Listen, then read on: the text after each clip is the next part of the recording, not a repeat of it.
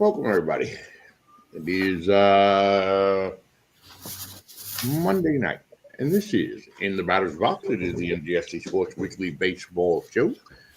I'm your host, Trout Garcia, along with my two co-hosts this evening, of course. From Jersey, he is the host of the Enhanced Sports Show, Saturday, 4 to 6 p.m. It's early. It's early. You've got time to call Yes. in their time. Of course, we're talking about the co-host of In the Batter's Box, Mr. Louis Tenor. Louis. Ralphie. Louis, Louis, Yeah. you know, Here it comes. yeah, I hate the Yankees, Louis. Yeah, you're right. I know. And the better they get, I know the more you hate them. I'll hit him more tomorrow, Louis. Of course, my partner in crime, man who helped steer the ship, co-host of In the Batter's Box, of course, Mr. John Doucette. John, year 9, still going. Still going, and it's always good to be with you. Oh. All right. For those of us, for those who are logging in and watching, welcome to In the Batter's Box. You got any comments, questions, gripes, problems? Well, no, not gripe problem. This is not a therapy session. This is a baseball show.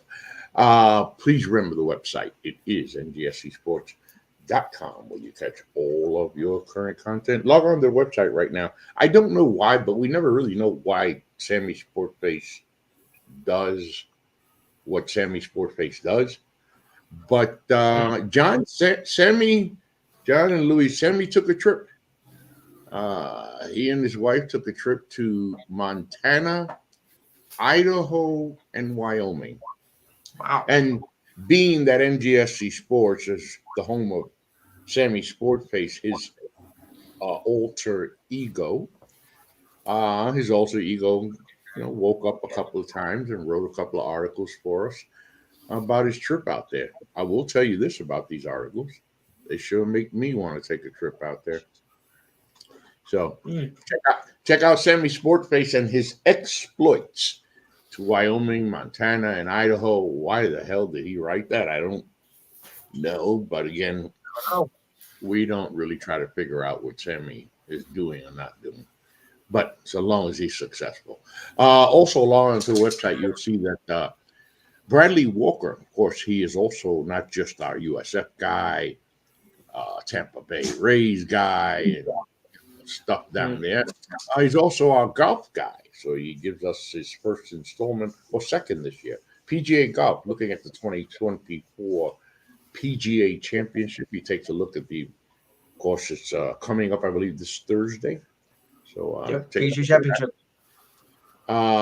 John, you've been busy over there at the season's winding down in America East Baseball, and I noticed in the interview yesterday with the coach, as you're talking to the coach in the post-game interview, Coach Reese looks really frustrated at problems pretty much the same problems that continue to plague this baseball team down the stretch. Yeah, walks, pitchers, our bullpen really that's been inconsistent pretty much since the season began has really been a problem for this team. They just can't seem to consistently get hitters out when it's necessary.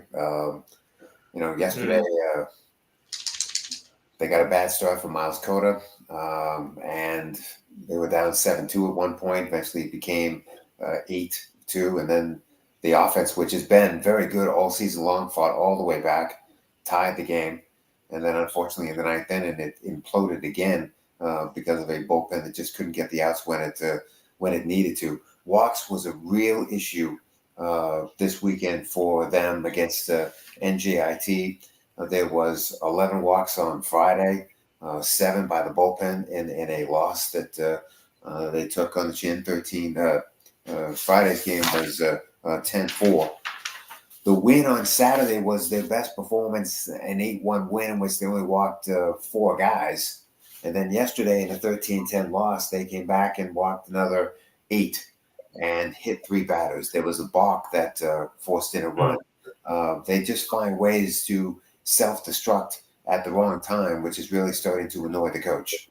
And John, as we welcome in Alejandro, John, they also lost ground, precious ground now in the standings there in America East to NGSC. That was a big series because they taken that series with Bennington taking 2 out of 3 from Maryland Baltimore County up in Western New York, they still had a shot at finishing in second place, which would have been big for them because it would have vaulted them right into the quarterfinals, and they would have avoided playing games next Wednesday. But unfortunately, they've got a lot of scoreboard watching to do this weekend. It looks like the best they can do is third place, which means they're going to end up playing next Wednesday in a play-in game. And of course, as we get started and bring Alejandro in a second, John, it's bad because the thing about baseball, of course, it's a game of ups and downs, of valleys, of highs and lows. During the season, you're going to go through your winning streaks, your losing streaks. You're going to go through your hot streaks and through your lulls, but you want to avoid them at the end of the season. So bad time for this to be happening. Well, this is a team that's never really had a winning streak all year. The best they've done is 3 games. Wow. So they've never really had an extended winning streak. They've had some losing streaks, absolutely, but the winning side of it has never really taken place. And despite the fact that they're at the moment 22-27, they've surpassed last year's win total. But still, this is a team that had the pitching been consistent, especially from the bullpen, this could be a team that might easily be at 500 right now. Yeah.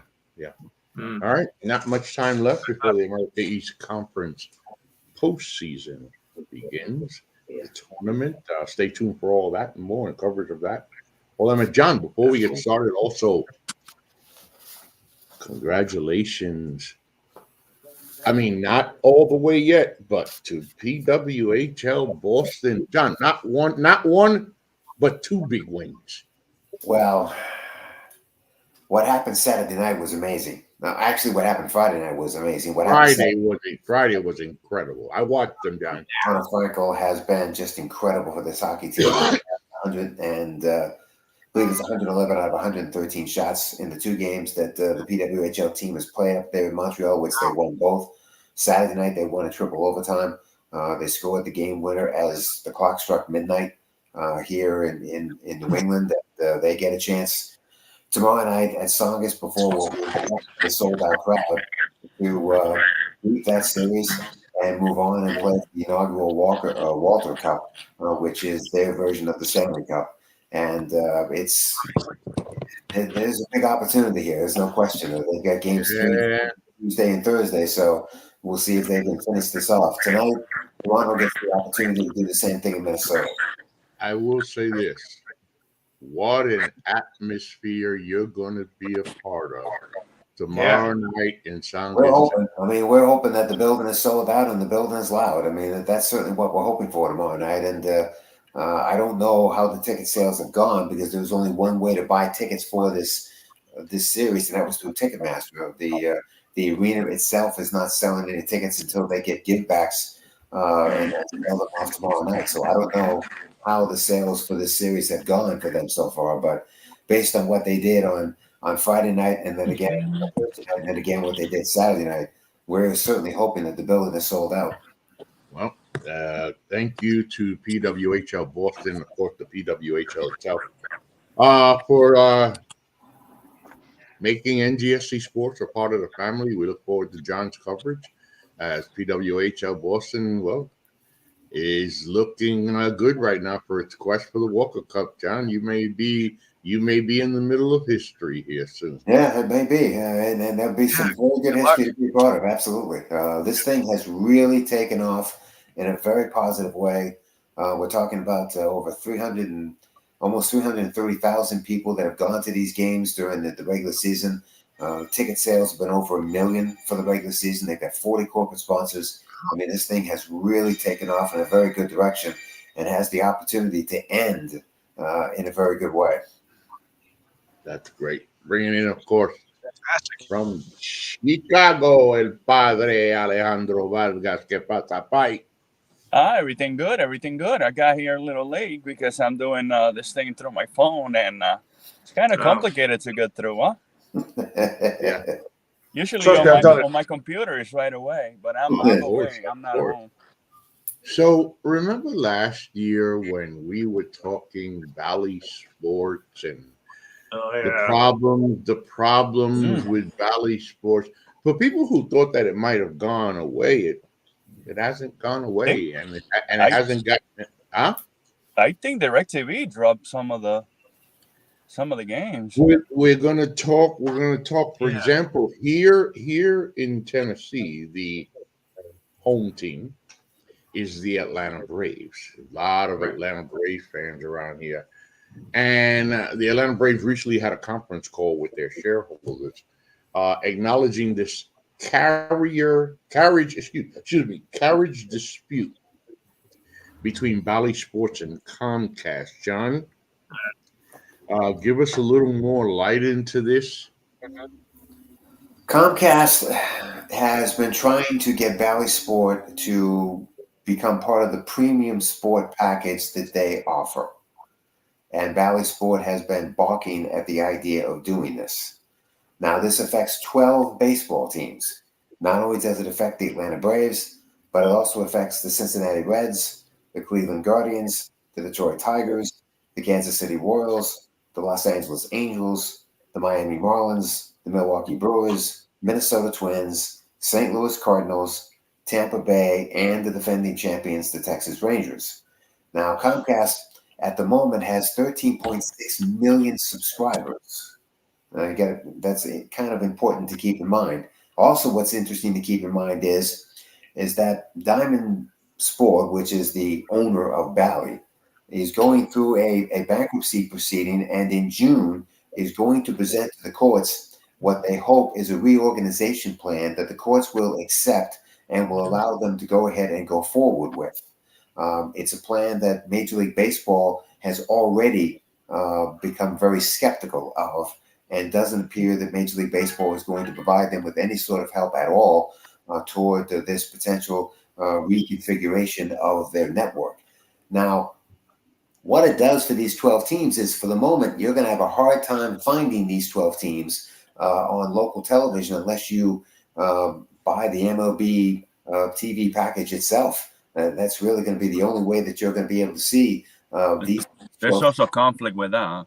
Yeah. And you get the blackout restrictions. Right. If you, like, for example, in Minnesota, I'm trying to watch the Twins game through the app, MLB is going to have to figure out a way to kind of provide the fan base with this. Same thing happened in St. Louis. If you in St. Louis and you want to stream through the app, you get blackout restrictions, and that's a problem. And I think Major League Baseball, I think for these 12 teams, what they probably should have done in the offseason was to create their own individual deals and find a way to get away from Bally Sport and just create their own deals, which they didn't do. And now they've got an even bigger problem, which, frankly, it could last through the summer. Probably more. Yeah. Probably more. I mean, they also in the hook for a lot of money. They in the hook in with the Atlanta St. Louis. in Atlanta Braves case, CEO Derek Schiller said carriage disputes are sort of commonplace, unfortunately, and we don't like the fact that this carriage dispute is going on. We're not a party to it. We're hoping that Comcast and Bally get together. So even worse, it's bad enough the situation the way it is, but the Braves and these teams have no control. There's nothing that they can do. They're just stuck. Diamond Sport does have deals in place with both DirecTV and with Charter TV that will, if you have those outlets, you can still watch your teams play. But if you don't, if Comcast is your only outlet here, you've got a problem that unfortunately could take quite a while to be solved. That's been the issue. It's nothing new with Comcast, because in this part where I am, Comcast had their share of problems. We're trying to get Mets games and Yankee games years ago and whatnot, and when Yes first came into the picture, Comcast didn't have it for a whole year, so I had to dump the stupid service and go somewhere else because I wasn't gonna miss my Yankees. So, Comcast has been a real big pain in the ass for a long time, not just recently. So, that's how they are. Comcast. there's a huge difference, Lou. The Mets and Yankees, they own their own network, so they could deal with them, you know. But in the case of Minnesota, St. Louis, Florida, and those teams, you know, that are affected by Bally's issue, Mm-hmm. you can't do nothing. There's nothing they can do. The Yankees with Yes Network and SNY with the Mets, they could easily go to Comcast and break a deal. But what I'm saying is, what I was saying is, though, in the first year when the Yes Network came into existence, Comcast wouldn't carry it because they were about what their own stupid issues. So I know what it's like.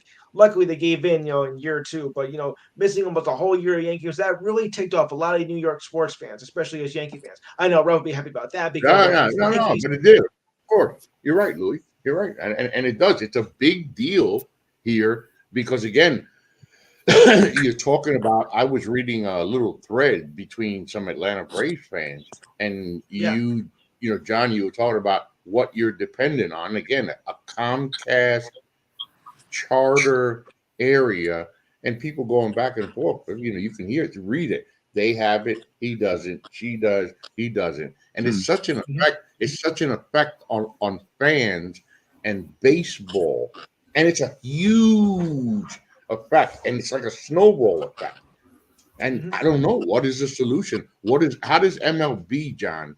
How can MLB and also, John, I want you to address the fact that small market teams, they're going to suffer for this. Well, because they need this money to really run their operations. I mean, this is the money that they use big time to be able to get free agents, to be able to make trades at the trade deadline, and give them the money that they need to be able to make these things work. At the moment, they're not going to have that money, which make it very difficult for these teams to make moves at the deadline to either put themselves in a better position to make the playoffs or even try and make that run.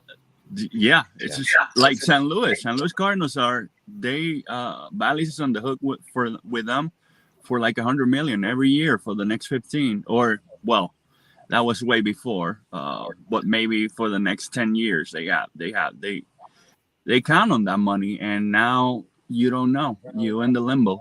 But the good thing about MLB did kind of their own thing with the Padres, right? The Padres were affected by this last year, so MLB took that team specifically and did something with them that MLB is in charge of the streaming. I don't know if they want to do that with the rest of the remaining teams. It's going to be a hard thing because it's production costs. It's a lot of things going on. Would have to create streaming services for that's what you need. It's murder. It's quite a mess, man. That is quite a mess. It is quite a mess, and like we discussed, and like when we first started talking about this, here again, Bally basically getting in over their heads, and yeah. And when you have Major League Baseball suggesting that they're skeptical about their reorganization plan that they're going to present to the courts in June, that certainly doesn't help the cause. Oh no! The opposite. They're going to spend more money. Yeah, of course. Well, let's hope that Bally's. Let's hope that we can get this, baseball can get this straightened out, because again, the ramifications of it, and like you guys were discussing, the financial cost, which is so big for these small market teams that depend on this money. So this is. You do wonder why these 12 teams in particular didn't try to create their own deals. Yeah. Obviously that's too obvious of the answer, or excuse me, the solution for this. Of course, it'd be easy if everybody just had their own deal, their own. The Texas Rangers, after winning the World Championship, you would have thought that they would have had leverage to be able to go ahead and create their own deal, but they chose not to. You would have thought, right? Yeah. But see what happened. Again, it's a mess. It's a mess, and it's a damn shame that Bally's incompetence cost so much. Alejandro? No, I mean, in talking about the Cardinals are probably one of the top teams in streaming and ratings and TV ratings, and they are the one that are I mean, they getting paid, I think, for the time being. I'm not sure because I don't work for operations there. But in order, if I'm St. Louis and I have this audience, why not do my own network and do break apart from that instead of building like bars and things surrounding the stadium? They should like put money into that and try to get their own money with the streaming, and it might work. It might work, especially for them. I don't know about like who else watch like Marlins game. Nobody does, but they probably could find a local network to carry those games, and then this MLB is still going to stream every game. You would think, right? You would think. Exactly. Like, but big market. I do think that live streaming is going to become really the next big thing here, and that eventually that's how Major League Baseball is going to be seen. It's going to be seen by live streaming. So with that said, I think it does behoove all of these teams to create their own live streaming service. It's just surprising. It's just kind of surprising that with how the money unprepared. Unprepared, right? And with the money involved here, that these teams, at least with the money that they possess, that this hasn't been thought of already. I'm thinking somebody. Look, Ralph. But if somebody tells you, like, let's go play a game in Tennessee, right? I'm gonna be streaming it for you, and you don't have to do nothing but play the game, and then I'll give you money on top of that. Shit, like, right? No. I get that. So what that would be. But when you see this happening, remember, every plan, supposedly, every big plan should have a contingency plan, right, John? You should have that. Yeah, you would think. This thing with Bally caught everybody off guard. Fans, organizations. I'm just surprised that the team weren't, a lot of these teams weren't prepared for it. No. They weren't prepared. All the opposite. They wanted to get paid from Bally. Now, right? I mean, Minnesota, I think, played the like half a season last year without getting paid, right, or something. I mean, they were on for months. Yeah, it's ridiculous. And unfortunately for the Minnesota Twins, I think it led to what they did in the offseason, which was basically dump 3/4 of that starting rotation because they couldn't bring them back based on not having the money. That hurts. See, that's where it really hurts. That's where it really hurts. That's where it really hurts. All right. This past week in Major League Baseball, a few things that we try to keep going on this show. Number one, yes, nothing's changed. I still hate the New York Yankees. Absolutely no question. Number two, the Baltimore Orioles don't suck. They don't suck. I mean, they don't suck. Not at all. Matter of fact, when I turn over here to the Major League Baseball standings, which I haven't looked at in a couple of days. I've been really busy. Louis. Yes. Yankees aren't in first place any longer. That makes me happy. What's going on? I know, but like I said, it's gonna be a two-team race all season long, back and forth between the Orioles and the Yankees. So this doesn't worry me at all. Both teams are starting to hit well. The Yankees are getting the line back in place. It's gonna be about right down to the end. I will say this about your. I'll say this about your Yankees though. They ain't been having no problem scoring runs. No, not at all. They're an offensive machine. You could figure that out before the season started. Well, yeah, paper. You like to see it happen, and what we saw on paper, John, is producing results. Well, it is because of the addition of Juan Soto to the middle of that lineup. He's really created length to that lineup. That's what the Yankees were looking for when they decided to bring him on for at least 1 year, and it has worked for them. You do wonder, injuries will always be a part to this, and that's I think the one thing the Yankees are going to have to be somewhat concerned about. But as long as this lineup can stay together and continue producing the way it does, they can bash their way to the playoffs, and it does appear that that's the approach they're taking. Surprisingly, the pitching has been decent. Yeah. That's been the surprise there. That's been the surprise. The offense is not shocking me at There's all. no question about I'm the expecting offense. that. Yeah, I just didn't know what the pitching was going to do early. I think they're also playing pretty well defensively too, and I think that's also helped out considerably. Big key there.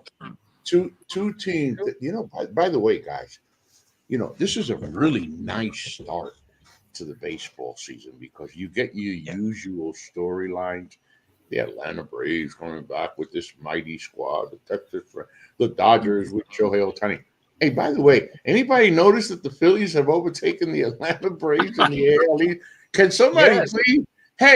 somebody please explain to me what the hell is going on in Philadelphia? Because now I can't even get on Bryce Harper. I could touch on that. Surprisingly, there's a lot of teams that are having a lot of offensive issues. The Braves are one of them. Besides Osuna, nobody else is hitting. Everybody's hitting below what they're supposed to. Riley Olsen is hitting like 200 with like 3 or 4 home runs. Acuna is not taking off yet, which is scary because you kind of imagine what they can do when they hit. But the Phillies are having every part is clicking. The pitching, the bullpen. Some surprises like Ranger Suarez. For crying out loud, this guy's pitching his ass off. Everything is clicking for them.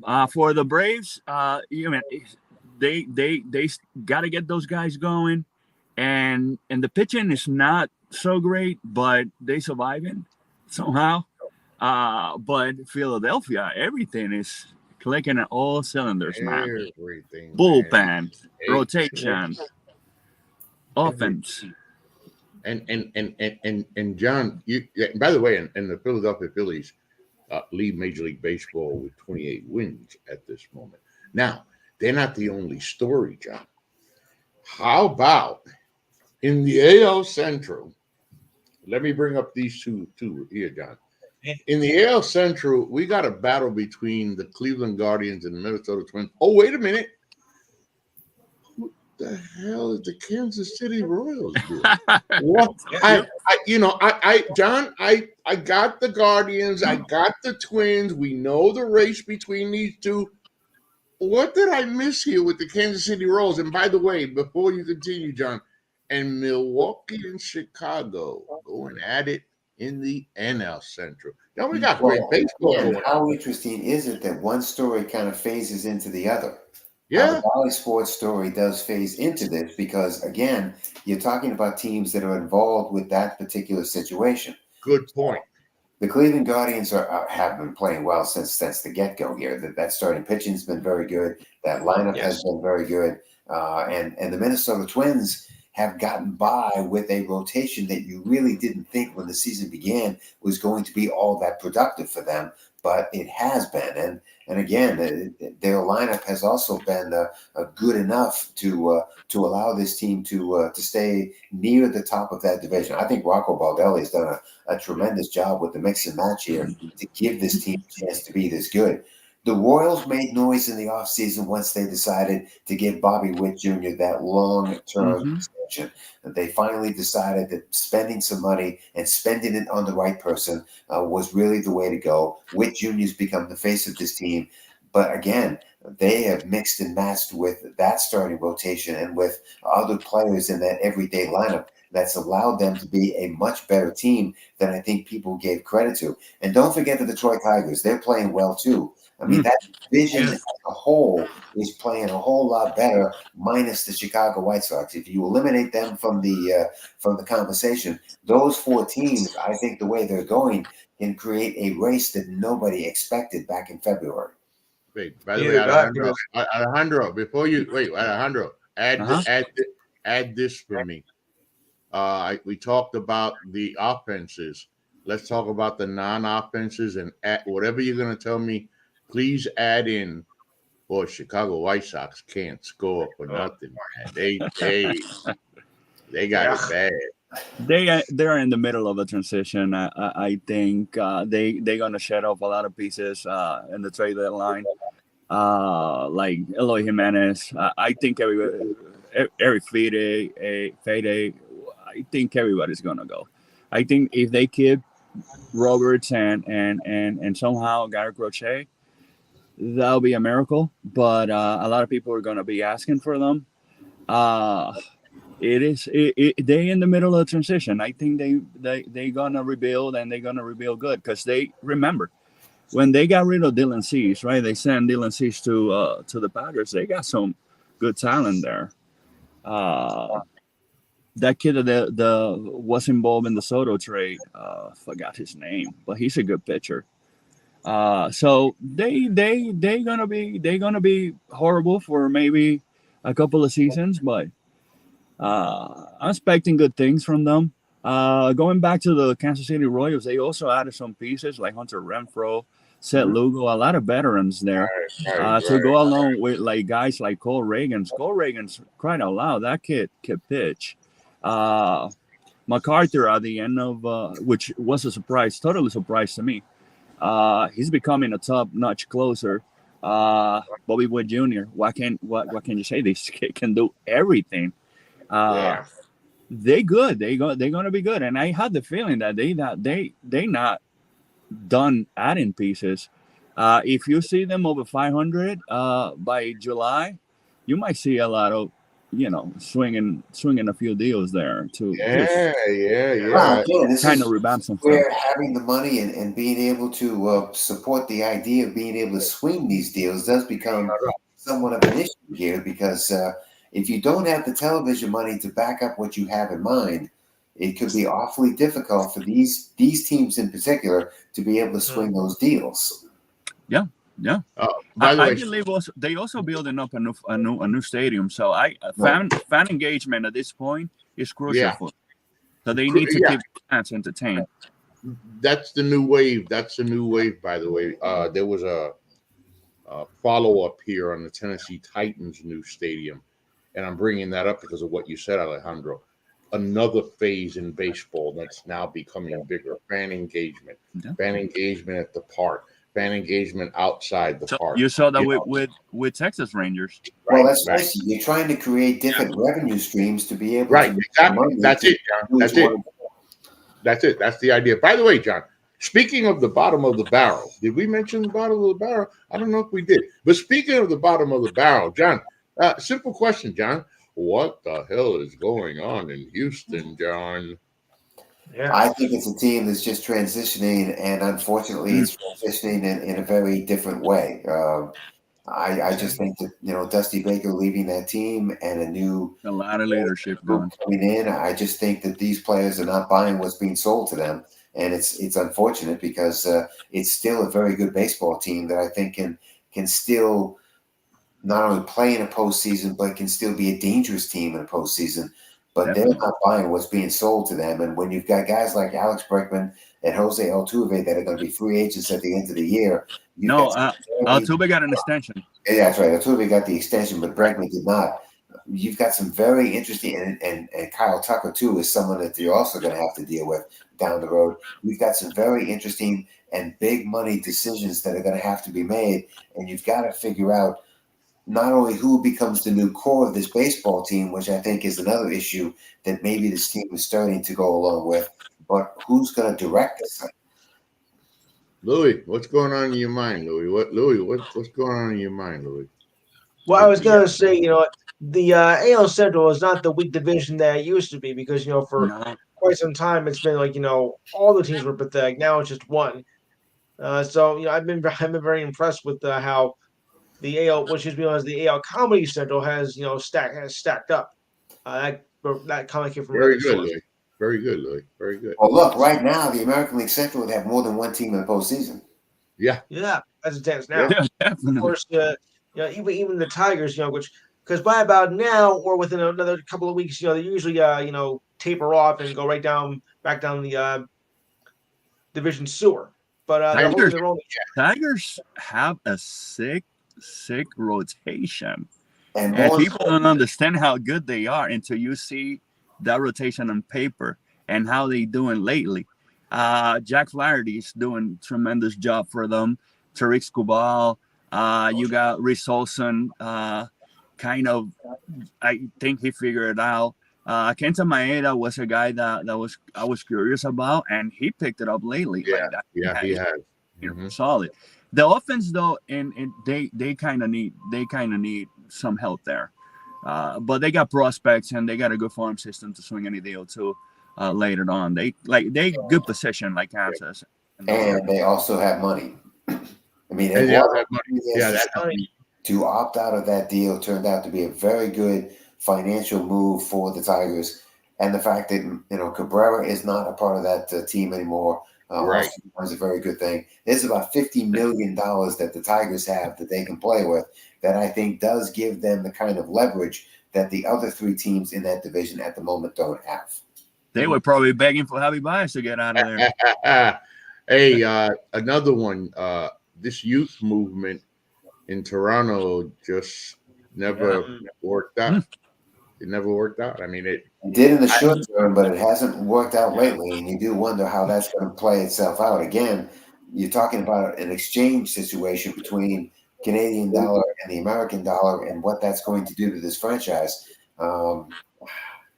Bichette, Guerrero, Biggio, all these guys, they're underperforming at the moment. They are. Oh my God, awful. This ball club, that's a bad thing. yeah. Three teams that have surprised me about how bad they've been doing: Toronto, Houston, and the St. Louis Cardinals. And we'll get to that in a moment because I need to breathe with the bullshit that goes on in there. Hey, go ahead. They gotta start rolling heads, man. They gotta start rolling heads. If your coaching staff cannot get guys like Bichette, guys like Joe Springer, guys like Guerrero to hit, you're not doing your job. The same thing with St. Louis. But St. Louis have more deep problems. I mean, St. Louis have so many problems. They ruining kids up and down, like Jordan Walker. I never seen a kid that comes up to the major leagues, and all of a sudden the coaching staff is trying to change everything like 4 times, sending him back down, bringing him back up. Let the kid play. Don't ruin him. Don't ruin him in the major league level, trying to expose him to because a veteran pitcher is going to pick up on what you're doing with a kid, and he's going to fool them. It's just not good. It's just not good. They, especially St. Louis, they need to start rolling heads. It's just like they're not hitting at all. Like you got guys like Paul Goldschmidt hitting like 200. That's not good. There is solutions there, right? The president of operations, John Moseliak, said that, yeah, all the falls on me, this and that, but do something about it. Resign. Give that team to Bloom and let him do what he does. Revamp the farm system, right? Bring in some good coaches.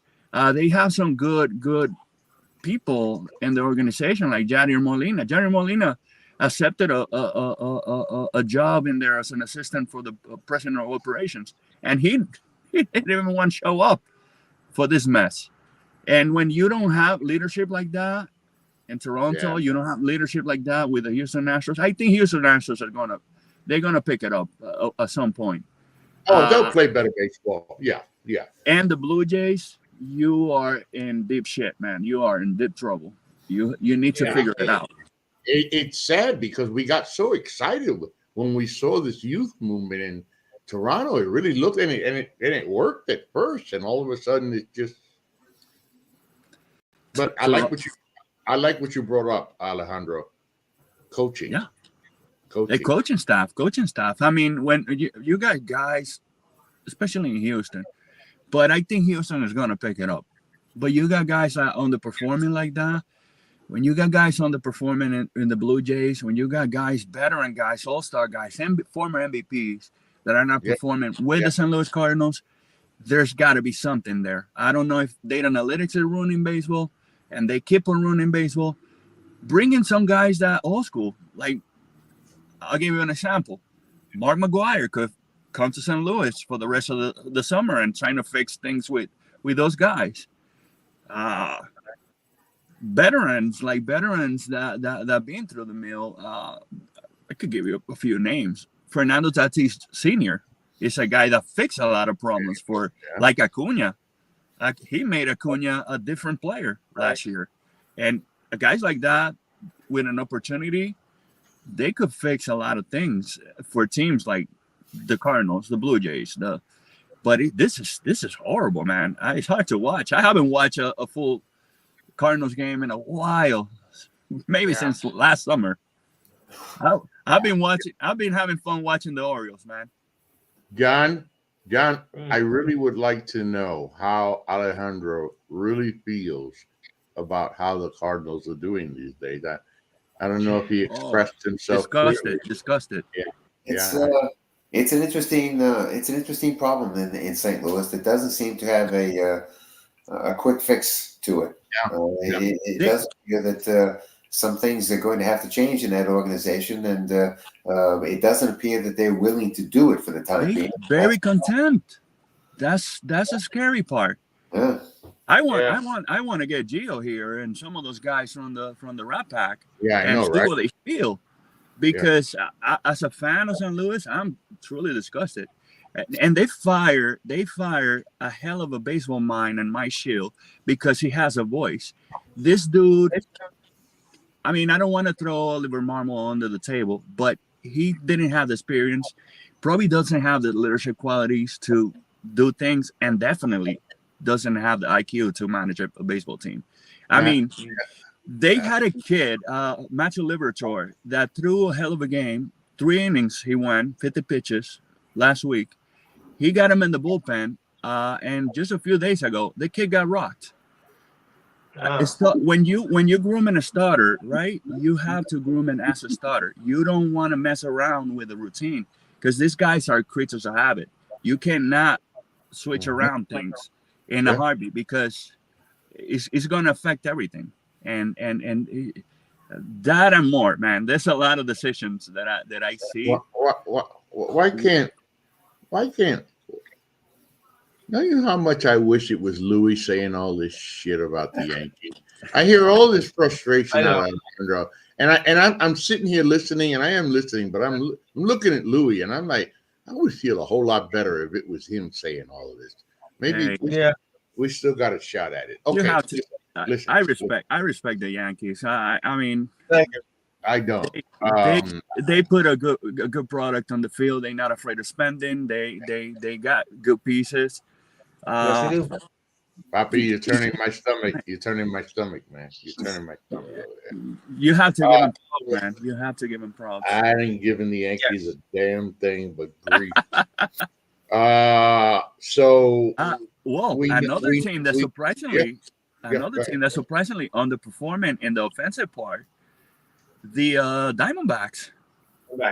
Yeah. But they need to get Corbin Carroll. Yeah.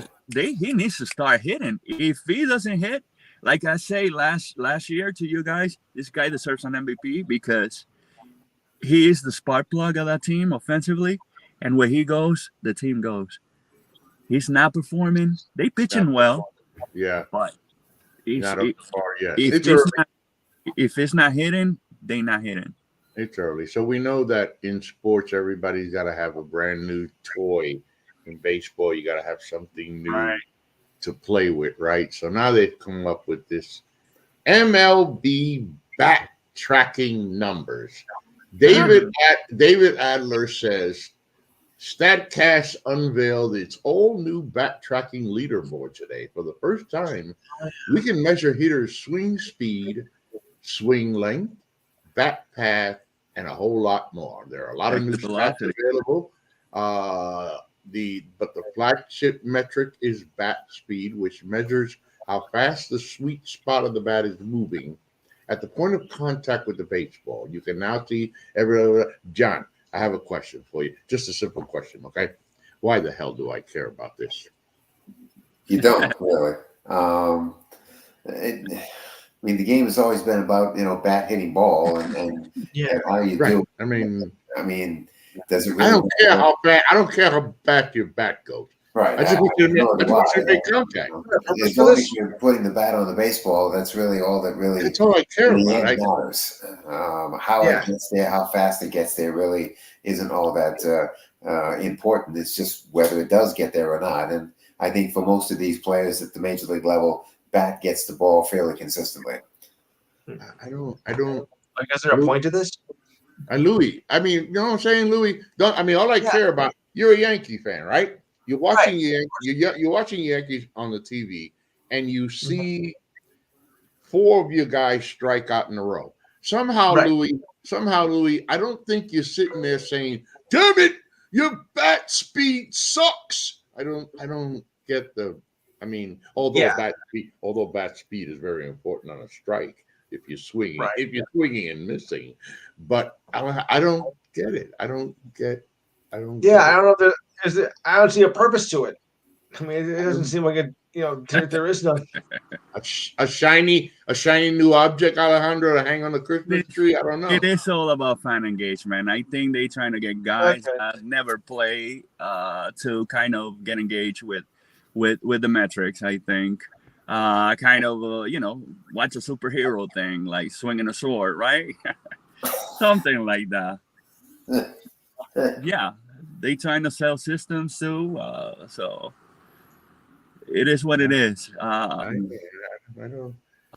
It's a small topic here, folks, but it's just something, John, that I was curious about because I saw it come up and I was like, why? And a lot of stuff that's come up in baseball, really good and interesting, but I just didn't understand the fan engagement. I get that, but I bet there are a lot of kids those kids that do watch the game would probably be very interested in the bat speed of certain individuals, and that would be the target area that I think Major League Baseball is trying to engage with is the younger fan who is more into the computer aspect of the game than probably the older generation. Right. I don't know. I don't know. Okay. I mean, you gotta have something to play with. Yep, they do. All right. So as we wind down the show, of course, we cannot wind it down without talking about this past week in college baseball. I live in Clarksville, Tennessee. That is the state of the #1 baseball team in the land, the Tennessee Volunteers. Though, of course, the Volunteers, John, did just lose finally the final game of a 3-game set with Vanderbilt after having defeated Vanderbilt. Vanderbilt hadn't beaten them in 5 years, I think it is. It's like 3 years, something like that. 8 straight wins. Finally, Vanderbilt did come through with a big 3-0 win, 4-hit shutout. North Carolina State, climbing, Georgia, Oklahoma. A lot going on in college baseball. Georgia, you got to talk about Charlie Condon, who has just been hitting home runs at a ridiculous rate. Unbelievable. This kid is just shattering record. I think he will shatter record books by the time this season is over. And he has definitely put that team on his back and has put them not only in the top 25, but I think he's putting them in the conversation for a serious run once the tournament begins in June. Yeah, Kentucky, also another team playing great baseball, #2 in the land. Matter of fact, top 3 baseball teams are from the SEC: Tennessee, Kentucky, Arkansas. #4. This is the time of year where the top 25 polls really don't mean anything anymore. Now it's all about the RPI. The RPI is what this is now all about, because that's going to seed the 64 teams that eventually make it, especially the 32 that get the at-large bids. So now it's all about the RPI. And with this being the final weekend of the college baseball season, next weekend starts postseason play. Next week starts postseason play in conferences all across the country. And this is where the RPI becomes very, very important, because it's going to, in a lot of ways, be the reasons why teams make it and for some don't make it. There are going to be conferences like the Big East, for instance, with teams like Georgetown and St. John's and Creighton University, where that tournament is going to be very important to them based on the RPIs that they possess. There are other, like the Colonial Athletic Association would be another one, with schools like James Madison and with Northeastern for the same reason. One of those teams is going to get the automatic bid, but the other one is going to have to get in there through the at-large. And so you've got these mid-major programs and mid-major conferences that for the next, I'd say, week to 10 days, the RPI becomes everything to them. Yeah, East Carolina, one of those teams that's been able to maintain itself near or at the top 10 in RPI. John. Yeah. John, what the hell happened to LSU? Again, you're in a conference where every weekend you're facing very good pitching, very good teams, and unfortunately, I was checking the ranks last night, and it disappeared, man. Yeah, and again, you're talking about a team that really, when they get to Hoover to begin the SEC tournament, that's a team that needs to reestablish itself if they want to get a regional in Baton Rouge. And if they don't reestablish themselves, they could end up having to go on the road to play, and that might be a problem for them. East Carolina is another one. With where they are as a top 16 in the RPI, they're looking at a regional first weekend in June. So for them, it's very important to do as well as they can in their conference tournament to maintain that spot so that they can get that regional. And if things break in a couple of different ways, maybe they can get themselves a super regional if they can get past that first weekend. Wake just climb up one spot in the ranks too. Yep. Yeah. One of my risers that I've been looking at, John, UC Santa Barbara. They are undefeated at home. Haven't lost there yet. Yeah. Now, again, this is where the RPI plays into it, because the RPI really doesn't give you all that much credit for winning games at home. Right. They give you much more credit for winning games on the road. On the road, exactly. And so a team that finishes undefeated at home, in a lot of ways, really isn't all that impressive to this particular ranking service, as opposed to having a winning record on the road. Hey, John, how about those Sycamores? Indiana State is a program that a lot of people are not paying attention to, don't know a whole lot about, but this team has been playing awfully well since, I think, Easter weekend. And because of that, have put themselves not only in the top 25, but they put themselves in the conversation as a team that can make a run here. Top 10 in the RPI, 16-2 at home, 14-9 on the road. See, it's the 14-9 on the road that's more important than 16-2. The 14-9 on the road is why they've got a top 10 RPI. Exactly what is spurring that RPI ranking there. Yeah, that's why I brought it up. So a lot going on in college baseball as we wind down that season right there. Like I say, mid-February became mid-May real quick. Yeah, I know. That's a good, John. It's something that when you said that, it kind of hit me, because you're right. Yeah. It feels like we just started previewing and opening up the college baseball season, and here we are. And again, good point that you brought up. We can talk about all the records at the beginning of the season. This team is 22-5, but at this point right now, that RPI ranking is so very important to set that field. And here we are already, mid-May, going to June. It went by really quick, and as it usually does, and unfortunately, because there are. I mean, if you're a fan of the sport, this is the time of year that you really do want to be a fan of the sport, because this is the time of year where it all comes together. And once that 60-14 field is put out there on the 27th of May at noontime, you're going to find out not only the 16 seeds, the top 8 national seeds, but everybody who's going anywhere. And for the one bid leagues, like America East, the Patriot League, and the Ivy League, and all those, this now becomes their season, because they know that only one team is going to move on. That's it. So we get to that point, gentlemen. When I ask Louis the second most famous question on the show, what's the first famous question? Why do the New York Yankees exist? Okay, so second most important question, Louis, final thoughts? Yes. Yeah, well, like I said, as I said earlier, the Central Division, has really stepped up. But was it the AL West now that's becoming a kind of bit of a joke? That's kind of Yeah. sad. Well, Especially actually, the when Oakland is playing rather well. They playing rather well, exactly. Yeah, Even but the Oakland is playing very yeah. well. that is kind of surprising. They got that. I mean, the A's are expected to move out of the area, this year, and all of a sudden now they're doing well. Where were you when they were horrible? Yeah, now they're leaving. Now they're doing great. They got some pieces, man. They trying Just to boggles be me. good sellers. Does that kind of boggle you guys? I mean, really? It really, I seriously, feel it does. they're gonna be in the Bronx, man. I feel them. Where were you Yeah. when we sucked? Alejandro, final thoughts. I mean, yeah. I just want some of these teams that are underperforming to kind of get their shit together and do what they have to, man. It's sad. I mean, it's sad to see like a Toronto Blue Jays. It's sad to see the St. Louis Cardinals. It's sad to see the Houston Nationals doing so poorly. I just want them to pick up and pick up the pace and start rolling ahead if they have to, man. If nothing is working, something's got to work.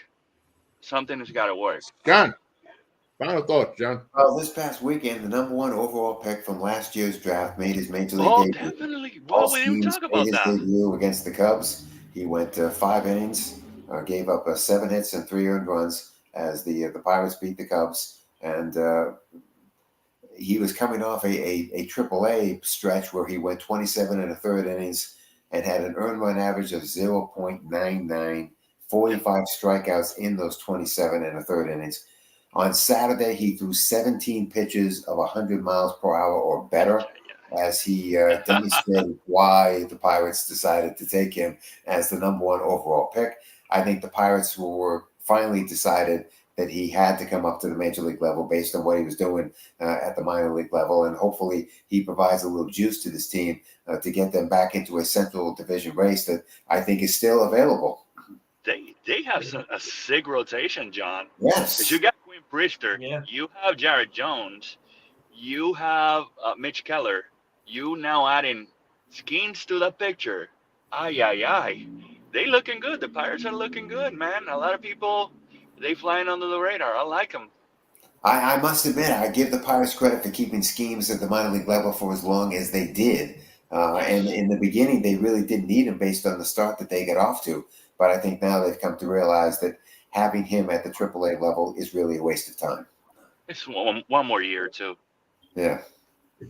Well, my final thoughts do go to my New York Mets. An 0-5 start goes to a 12-8 record, which then turns around into series losses to the Giants, Cardinals, and Rays, which was a sweep with the Rays.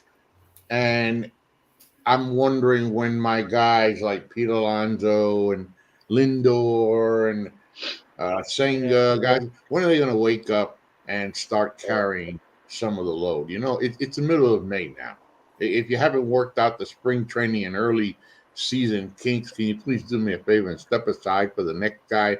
Because I get enough of this shit of this team this last few years, and I don't know if my team is good. I don't know if my team is bad. I don't know if it sucks. I don't know if it every time I go through these, it's like I keep going through these ups and downs with the New York Mets. I mean, hey, and other things that I can't even say right now live. So I just want some consistency, guys. We just want some kind of consistency, okay? Too much money spent. It's the Mecca. We can't let the Yankees own the town. I'm 61. I'm running out of time. I need a World Series. I need, I mean, I'm okay as long as the Yankees don't win World Series, but Jesus Christ, man. Well, it was a nice walk-off win last night for the Mets over the Braves. True. Yeah. A nice walk-off win. And there it is. There's my point. We also have to realize, Ralph, that they under new management. David Stearns came in, and he came in with a mess, with a lot of payroll mess. He's trying to do the best he can, man. And to his credit, it's a slow process. They also had a lot of prospects, especially, whatever they got for Verlander. It was good package. So you have to, yeah, it's a waiting game nowadays. Yeah. I mean, I know you expect them to win right away. You know what my response to all that is, Alejandro? Go for it. Basura, sucio, pal carajo, besa mi culo, all that good stuff that I couldn't say in English, so John won't fire me.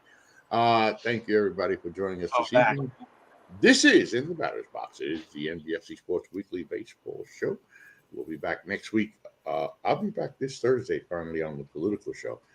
Some things happening in the world and some stuff going down. And, very interesting day with Michael Cohen taking the stand in New York City, spilling the dirt. This is the only thing I'm going to say before I go about a preview of Thursday's show.